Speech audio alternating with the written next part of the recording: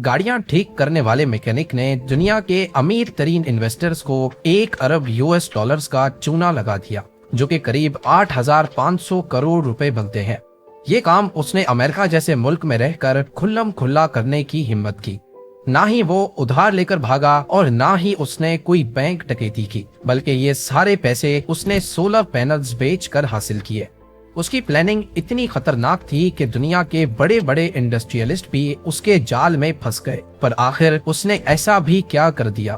कौन था वो शख्स जो वॉरेन बफेट जैसे इन्वेस्टर्स को भी अपने जाल में फंसा बैठा और सबसे बढ़कर उसका भान? नाजरीन, कैलिफोर्निया के 36 साला जेफ कार्पोफ ने अपनी बीवी के साथ मिलकर कार रिपेयरिंग का एक बिजनेस शुरू किया, जिसमें दोनों बतौर मैकेनिक अपने बच्चों के लिए रोजी रोटी कमाते थे। लेकिन कुछ ही अरसे बाद उनका ये बिजनेस ठप हो गया और अब उनके लिए बच्चों का पेट पालना मुश्किल हो गया था।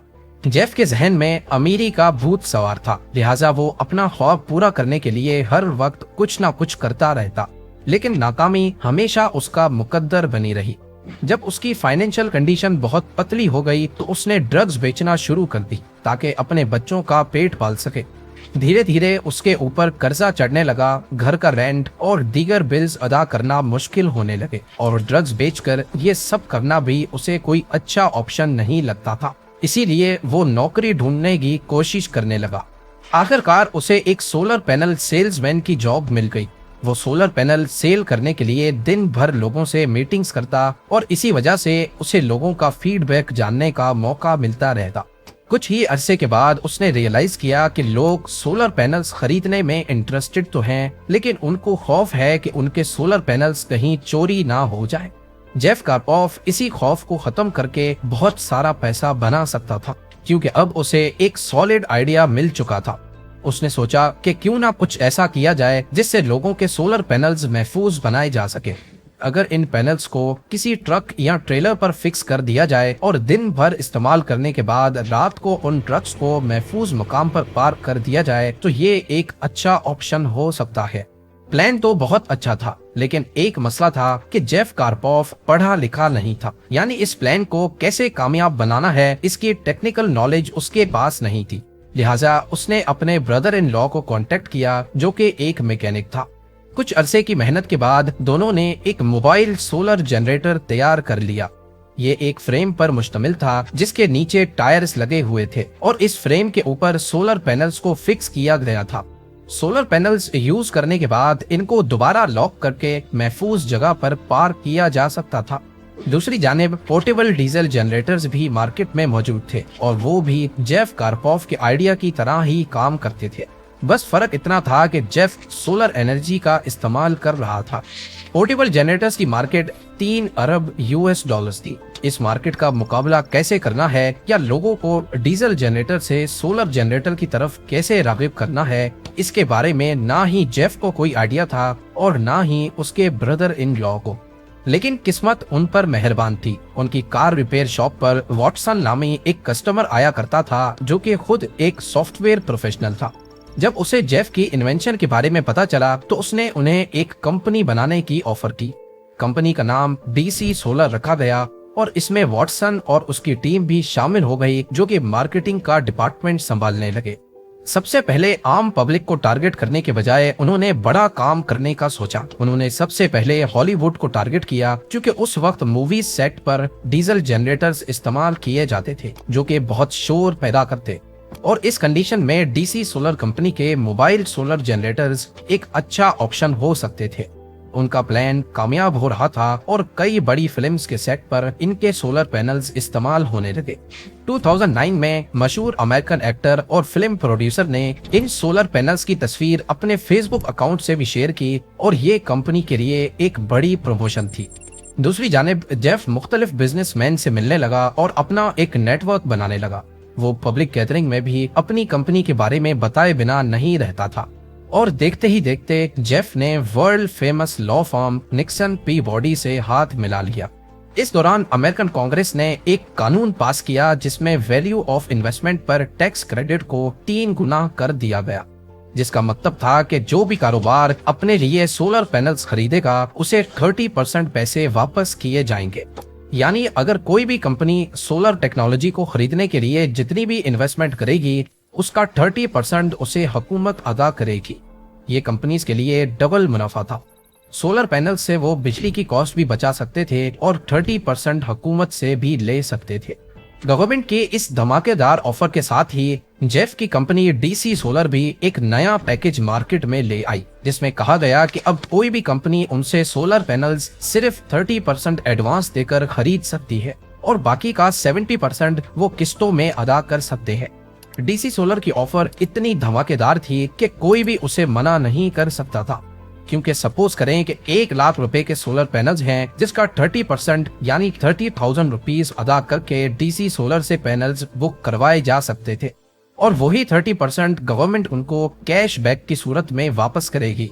यानी बिना कोई पैसे खर्च किए लोग मोबाइल सोलर पैनल्स लगा सकते थे और बाकी का 70% उनको वैसे ही किस्तों में डीसी सोलर को देना था, जो वो बिजली का बिल बचाकर आसानी से जमा कर सकते थे।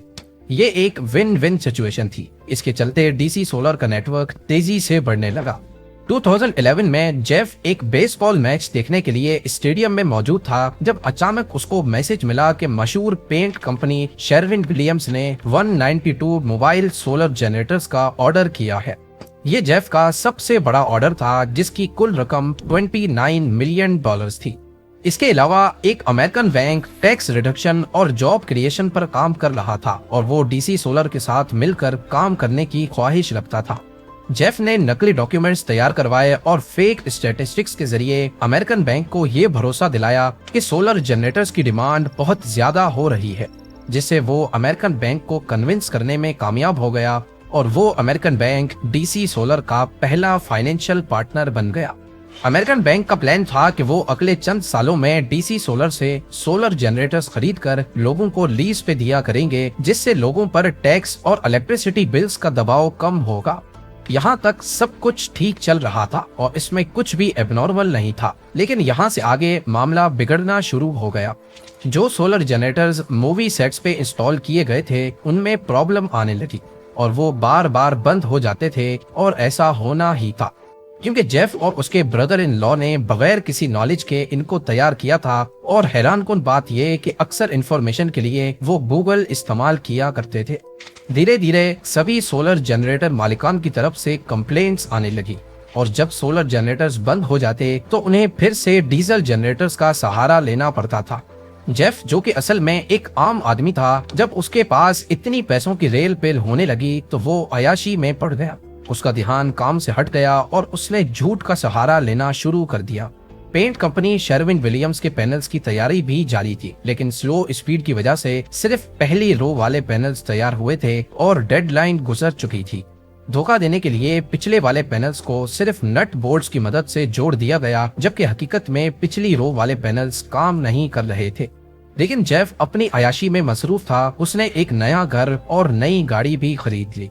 जब लोगों को ऑर्डर्स टाइम पे नहीं मिलने लगे तो कोई भी कंपनी इन जनरेटर्स को 5 से 10 साल के लिए लीज पर लेने को तैयार नहीं थी और लंबी लंबी लीज के बगैर डीसी सोलर अपने पुराने इन्वेस्टर्स को रिटर्न्स और लीज पेमेंट्स अदा नहीं कर सकता था। लेकिन जेफ और उसकी टीम ने एक और प्लान बनाया। उन्होंने चुपके से एक नई स्कीम बनाई कि नए बायर्स की लीज पेमेंट को पुराने इन्वेस्टर्स को रिटर्न देने के लिए इस्तेमाल किया जाएगा और इसके अलावा वो खुद को एक सोलर कंपनी डिक्लेयर करते हुए सरकारी खजाने से भी टैक्स क्रेडिट की मद में मिलियंस ऑफ डॉलर्स ले रहे थे। यानी फेक डॉक्यूमेंट्स और डेटा के जरिए अमेरिकन अवाम के टैक्स का पैसा भी डीसी सोलर ही ले रहा था। अब बारी थी इस स्कीम को प्रैक्टिकल बनाने की। इसके लिए जेफ को नए इन्वेस्टर्स की तलाश थी ताकि नए इन्वेस्टर्स से पैसे लेकर पुराने वालों को दिए जा सके। वो हर इन्वेस्टर को फेक डेटा दिखाकर ये जाहिर करता कि जनरेटर्स बहुत ज्यादा तादाद में सेल हो रहे हैं और इस काम के लिए वो बिला वजह जनरेटर्स को एक जगह से दूसरी जगह भेजता ताकि इन्वेस्टर्स को लगे कि जनरेटर्स की डिमांड बहुत ज्यादा है और हर वक्त कोई न कोई डिलीवरी हो रही है। इस तरह इन्वेस्टर्स इस काम को प्रॉफिटेबल समझते हुए इसमें इन्वेस्ट करने को तैयार हो जाते। ऐसी हरकतें करके जेफ ने शेल कंपनी को भी धोखा दिया और उनसे $76 मिलियन हड़प लिए।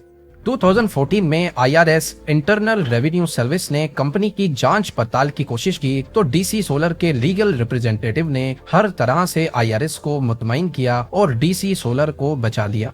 पूरी की पूरी कंपनी इन्वेस्टर्स को मुतमईन करने के लिए स्कैमर बन चुकी थी। असल में जनरेटर सेल ही नहीं हो रहे थे और पब्लिक से कैश कंपनी में आ नहीं रहा था, लेकिन इन्वेस्टर से पैसे लगातार लिए जा रहे थे। जेफ को मजीद बड़े इन्वेस्टर्स की तलाश थी। उसकी खुशकिस्मती थी कि वैली नेशनल बैंक $76 मिलियन का सोलर इक्विपमेंट खरीदना चाहती थी और उन्होंने ऐसी कंपनीज की लिस्ट मंगवा रखी थी जो लीज या रेंट पर सोलर जनरेटर्स प्रोवाइड करती हैं। उस लिस्ट में DC सोलर कंपनी का भी नाम था, जिसके बारे में लिखा था कि वो अपने 80% जनरेटर्स रेंट आउट करते हैं, जबकि हकीकत में ये नंबर सिर्फ 5% ही था। वैली नेशनल बैंक भी इस धोखे का शिकार हो गया। इसी तरह जेफ कार्पोफ ने मशहूर इंश्योरेंस कंपनी गाइको को भी अपने चुंगल में फंसा लिया। ये कंपनी बर्कशायर हाथवे की ही एक ब्रांच है, जिसके मालिक दुनिया के अमीर तरीन लोगों की फहरिस्त में शुमार होते हैं, वॉरेन बफेट। लेकिन यहाँ सवाल पैदा होता है कि इतनी बड़ी कंपनी धोखे में आ कैसे गई। इसके लिए भी जेफ ने बड़ी चालाकी से काम लिया। उसने अमेरिका की बड़ी टेलीकम्युनिकेशन कंपनी T-Mobile के एक एम्प्लॉय को रिश्वत देकर उससे एक फेक डॉक्यूमेंट साइन करवाया, जिसमें ये कहा गया था कि T-Mobile DC सोलर से अगले 10 सालों के लिए 1000 जनरेटर्स लीज पर ले रही है। और जब आपके पोर्टफोलियो में T-Mobile जैसी कंपनीज हों तो बाकी कंपनीज के लिए ट्रस्ट करना आसान हो जाता है। गाइको ने भी 3 साल का एग्रीमेंट साइन कर लिया, जिसमें 8000 जनरेटर्स खरीदे जाने थे और इसकी कॉस्ट $1.2 बिलियन थी। इस डील से शुरू में गाइको को भी फायदा हुआ, क्योंकि वो 30% यानी $377 मिलियन का टैक्स बचा रहे थे। लेकिन असल में उनका पैसा पुराने इन्वेस्टर्स को रिटर्न और लीज पेमेंट्स देने के लिए इस्तेमाल हो रहा था। जबकि इस वक्त जेफ की अयाशी अपने उरूज पर थी। उसने बेशुमार विलास, 100 से ज्यादा गाड़ियां और प्राइवेट जेट भी खरीद लिया था। अब DC सोलर का नाम नेस्कार में भी पहुंच चुका था। DC सोलर की स्पॉन्सरशिप भी कार्स पर नजर आने लगी, यानी कोई भी जेफ को रोक नहीं पा रहा था। लेकिन अब कुदरत ने जेफ की रस्सी टाइट करना शुरू कर दी। DC सोलर के ही एक एम्प्लॉय ने कंपनी का पोल खोल दिया, जिससे सिक्योरिटी एक्सचेंज कमीशन और फेडरल ब्यूरो ऑफ इन्वेस्टिगेशन ने मामले की इन्वेस्टिगेशन शुरू कर दी और फ्रॉड्स साबित होने पर जेफ को गिरफ्तार कर लिया गया।